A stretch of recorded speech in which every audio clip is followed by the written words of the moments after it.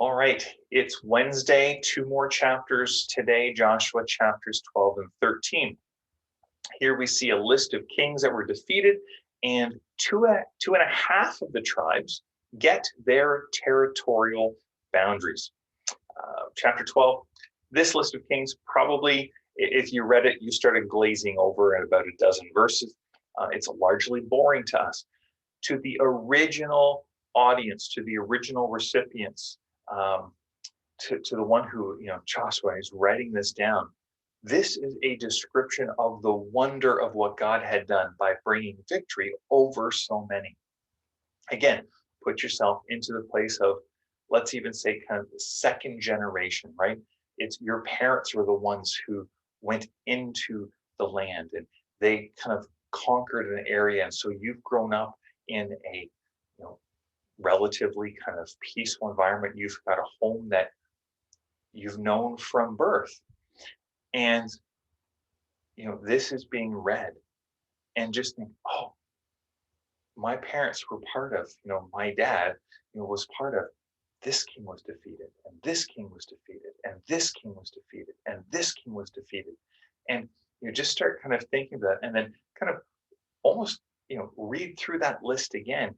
The names don't mean anything to you. The places don't mean anything to you.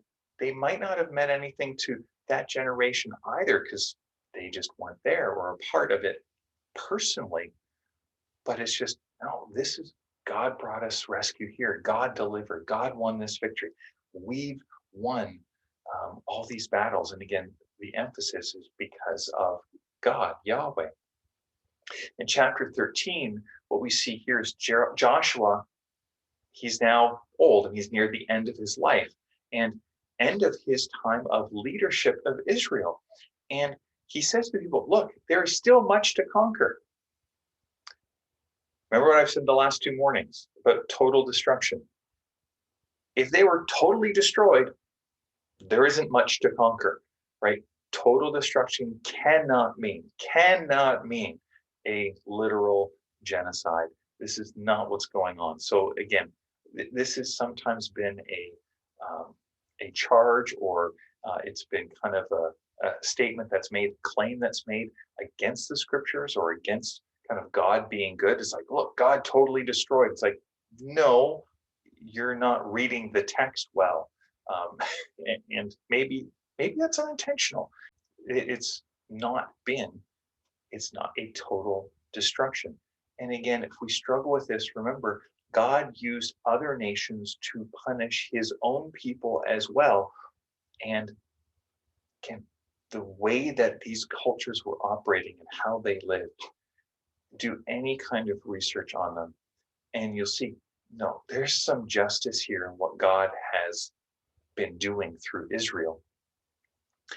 Again, some of the territories that were explicitly stated as being totally destroyed are stated here, needing to be cleansed. It's the political power had been broken. The people were still there, but those people's ability to just fully or freely carry out their cultural practices, child sacrifice, just kind of sexual worship acts of how gods were worshipped, mistreatment of the poor, these things were beginning to be broken in terms of the ability capacity for this to happen. 2.5 of the tribes, we also read, get their allotments according to what Moses had prescribed. Now, again, those 2.5 tribes were the ones that before the nation crossed the Jordan, they said, we're good here. This land is good. I mean, we've kind of taken this.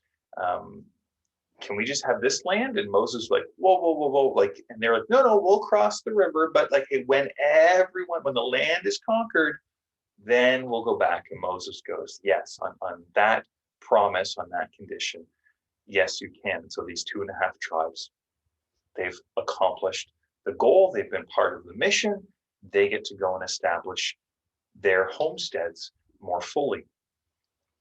God promises that he's going to continue to drive out the people of the land as Israel expanded. And so the land's not going to be left kind of untilled. It's not going to be left, unsettled. But as Israel grows, God said, you stay faithful to me, I will move others out. And notice, though, here, there's always the option for these peoples to join Israel in allegiance to Yahweh or to fight. As there's also the option for Israel to be faithful to Yahweh or to join the idolatry and the ways of the Canaanites. Nothing's changed. Christians, today, we have the choice. Stay faithful to Yahweh, learn and grow in Jesus, or be conformed to the ways of how our culture operates and thinks that is opposed to Jesus. Those who are not Christians have a choice. If they have any kind of especially meaningful engagement or relationship with us, they can see Jesus, hopefully, and over time, that influence is there. They have a choice to remain in their own way of thinking and living, or to receive Jesus as their Lord. Some things change, and as they change, so many things just remain the same. In Romans 12, 1 and 2, Paul talks to the church in Rome and says, basically in part of it, be transformed by the renewing of your mind. Don't conform to the ways and the patterns of how this world thinks. Be transformed. And so I want to encourage you, how are you intentionally shaping yourself to be like Jesus? Hopefully watching these things, watching or listening to this is one of a practice that helps you with that. But what else?